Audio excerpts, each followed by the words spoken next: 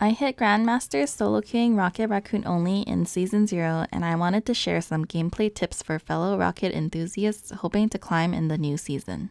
Climbing with Rocket in the lower ranks is a struggle as a heal bot because you're only as good as the team you're supporting. However, with Rivals' Chrono Shield system, I was eventually able to get out of Silver. When I hit Gold 3, I had a 65% win rate over 40 games. I eventually hit Grandmasters and my win rate rose to 70% over 103 total games. I was going no mic for my journey, so your experience can be a lot better if you use comms beyond pings. I highly recommend playing Rocket since he is the easiest strategist to play due to his straightforward kit. You can focus on learning the flow of the game and fight decision making. He is a chill heal bot and hard to kill if played correctly. Let's quickly go over his kit. Rocket's primary fire shoots accurate but slow projectiles. Rocket's secondary fire shoots bouncing healing spheres that slow down when healing nearby allies. Rocket's most important ability is his respawn beacon. When placed, it continuously produces armor packs and jetpacks. The respawn beacon goes on cooldown upon reviving one ally. Rocket's main escape tool is his dash, which can hold 2 charges. Rocket's ultimate ability is a floating bongo that amplifies damage for allies in range, which is visually indicated by a tether to the bongo. Rocket's passive mobility options allow him to float slowly in the air or run on walls. Rocket's team up with Groot allows him to ride Groot for a 35% damage reduction. Rocket's team up with Winter Soldier or Punisher allows him to throw them an ammo pack with infinite ammo and increased fire rate.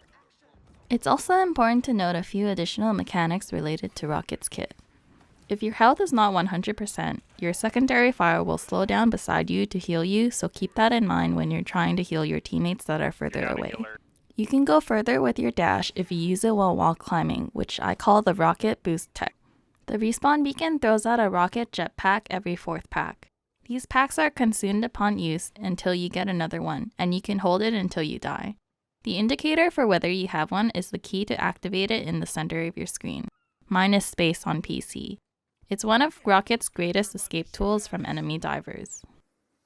The respawn beacon can be destroyed by enemies, but you can retrieve it before they destroy it.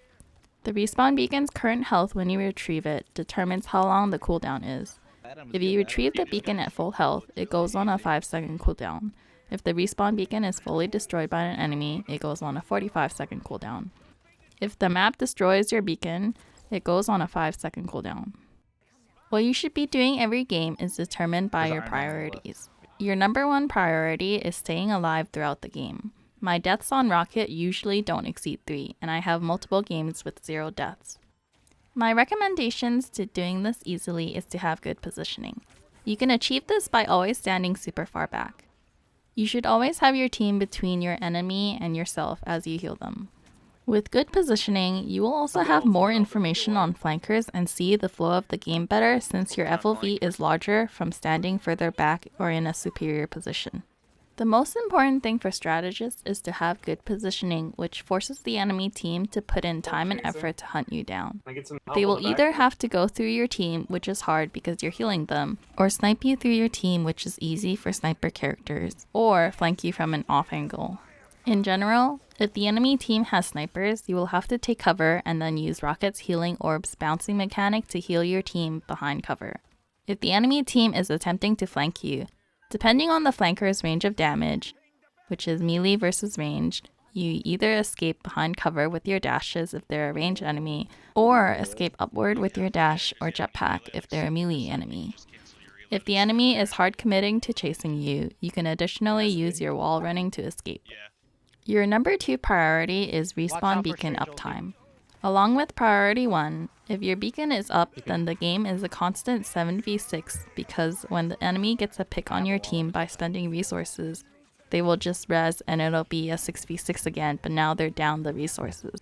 You want to make sure your beacon is always placed in a safe location that is in range of allies but also hard to destroy by enemies.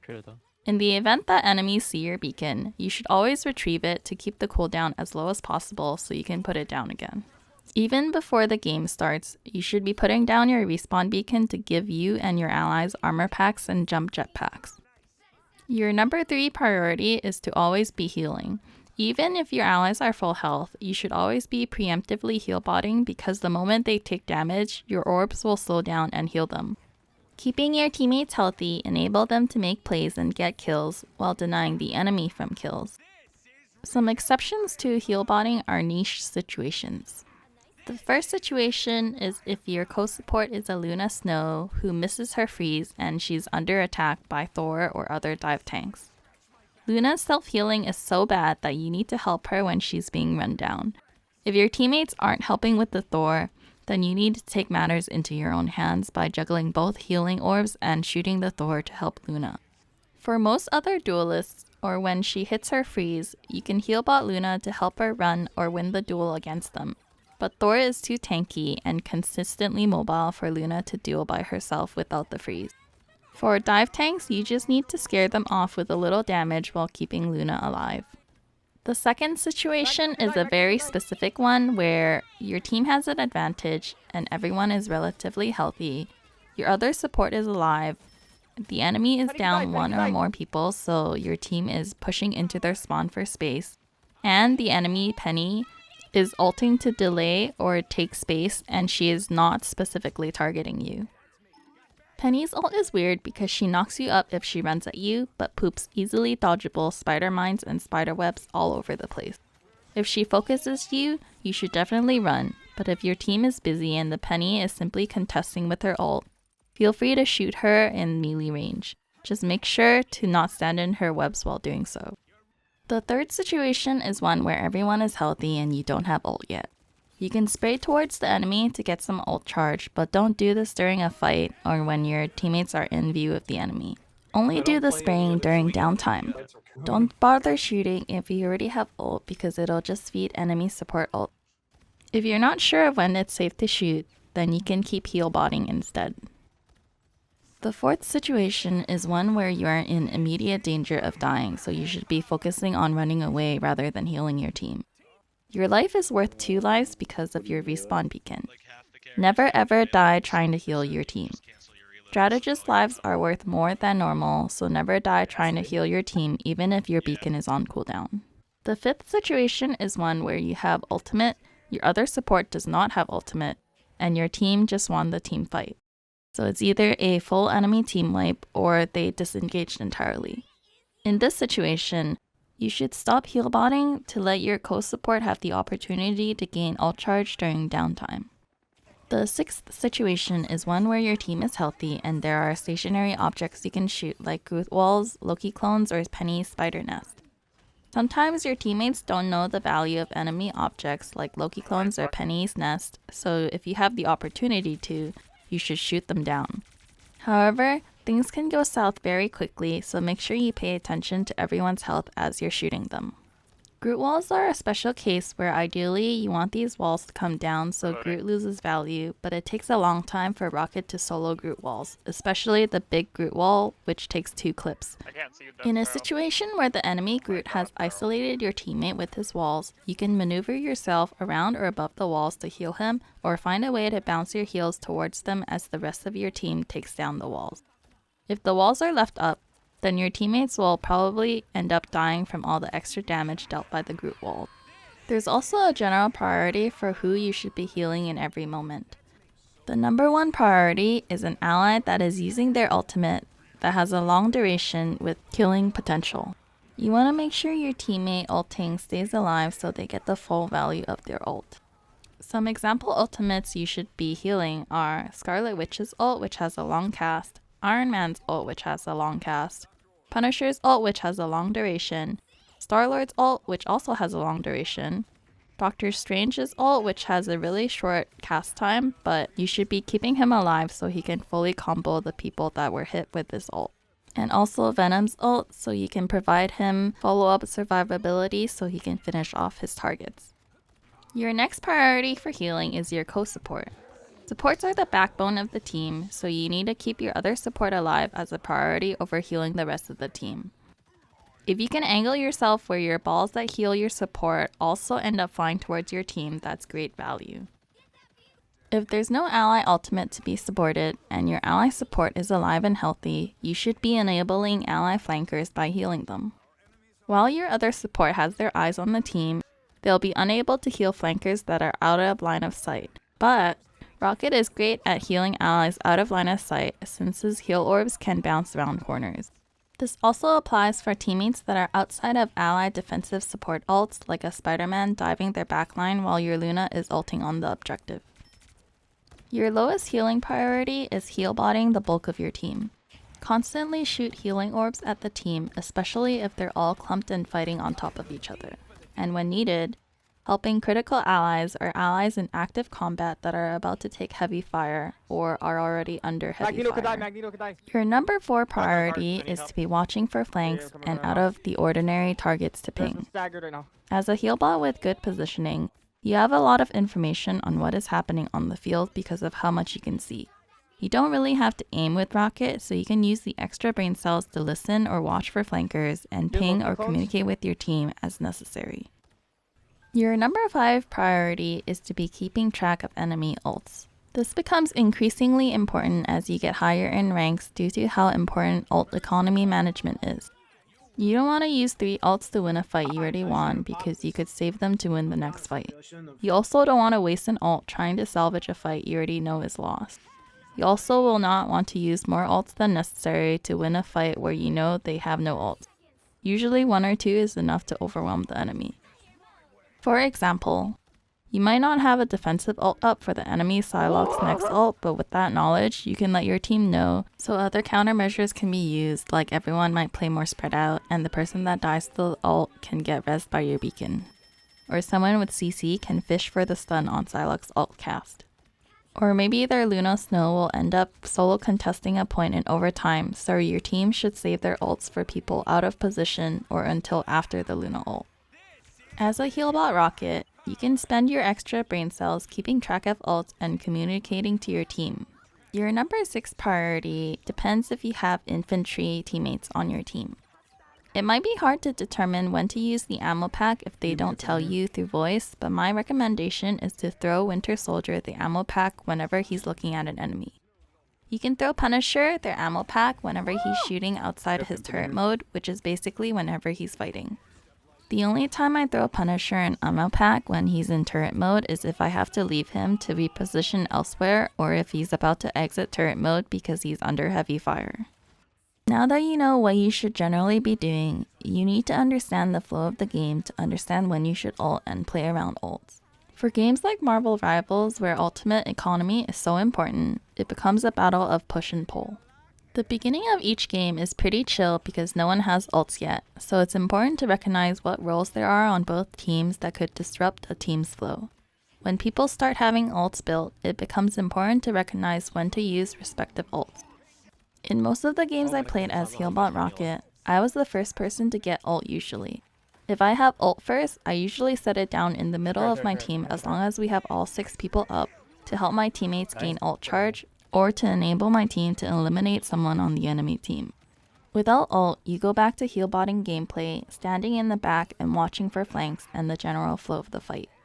If your team is unable to withstand the enemy's pressure and you start losing people and your team is unable to come back even with cooldowns being used and ults being used, make sure to retreat when everyone dies so you don't stagger. I usually start backing up when the third person dies, and when there's only one teammate left, I'm already a ways away so they can't get ult charge off of killing me. Don't forget to do your best to bounce heal balls to support the last teammate in case they try to escape. You could also abandon them completely so you don't feed ult charge and your teammate isn't staggered further.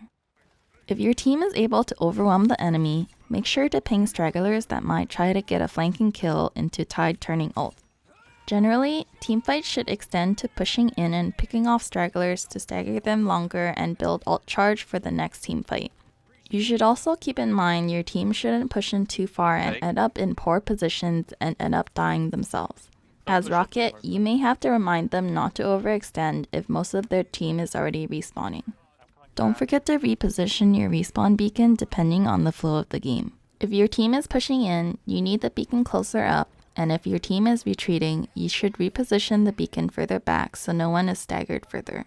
In terms of other situations to use Rocket's ult, a general good time to use Rocket's ult is when your team is slowly being overwhelmed, but no one is dying yet, and you want to turn the tide of the fight, and you're the only one on your team with ult.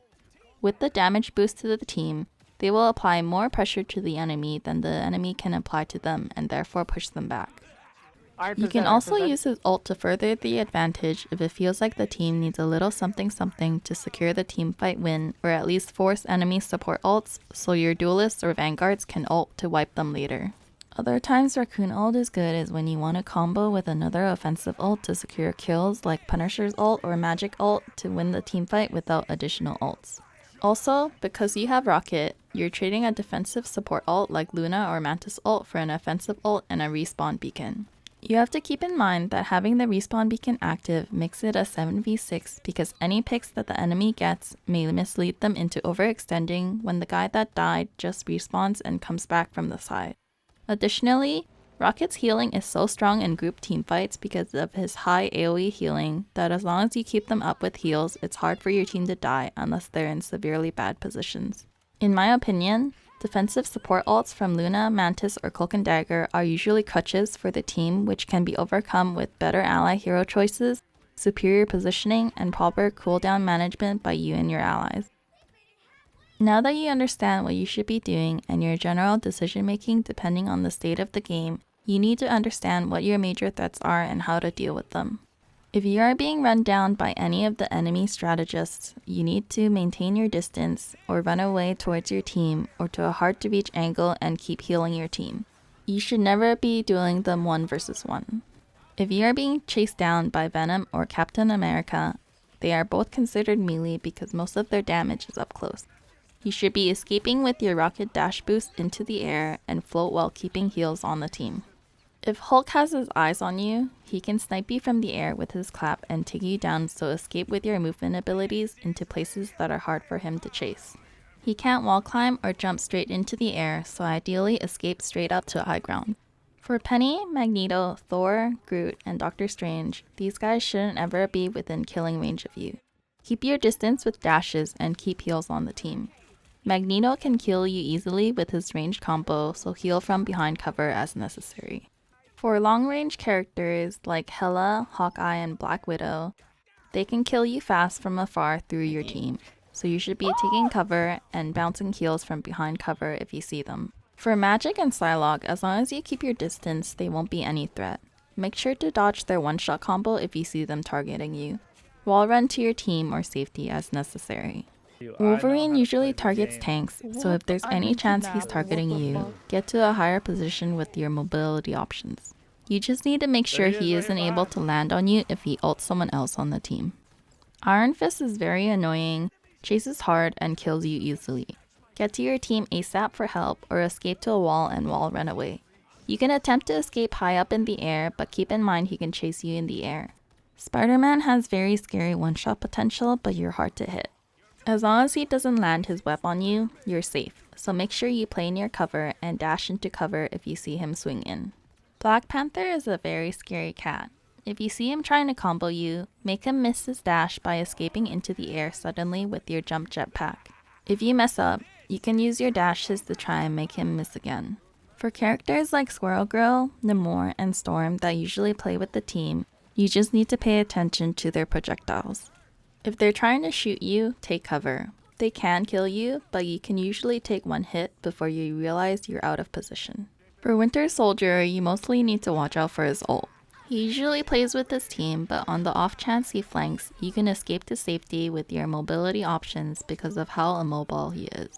For Starlord, you need to mostly watch out for his ult when he flanks and take cover as necessary. When he flanks, he has to fly at you, so just keep your distance. If he commits to chasing you, then you can wall run to safety since he has limited flying fuel. Scarlet Witch should never be in range of attacking you, so just keep your distance. Iron Man can beam you down very quickly, but only if you fail to keep your distance. If he's shooting projectiles from afar, just do your best to dodge them by dashing. If Moon Knight ever looks at you or throws an onk at you, you need to immediately jetpack, dash, or double dash away. He can kill you very quickly, so take cover from him and destroy the onk. You should never be in range of Punisher to die to a shotgun. Keep your distance as necessary. If he's trying to gun you down from range, take cover as necessary by dashing. As a final note, Please take this information with a grain of salt for games in GM and beyond because I haven't played any games since hitting GM. I also completed my games within the final week of Season 0, and personally, I think it's a lot easier to climb at the end of the season since everyone that would have climbed the GM are already there. If this video was helpful, please consider leaving a like and subscribing. Thanks for watching!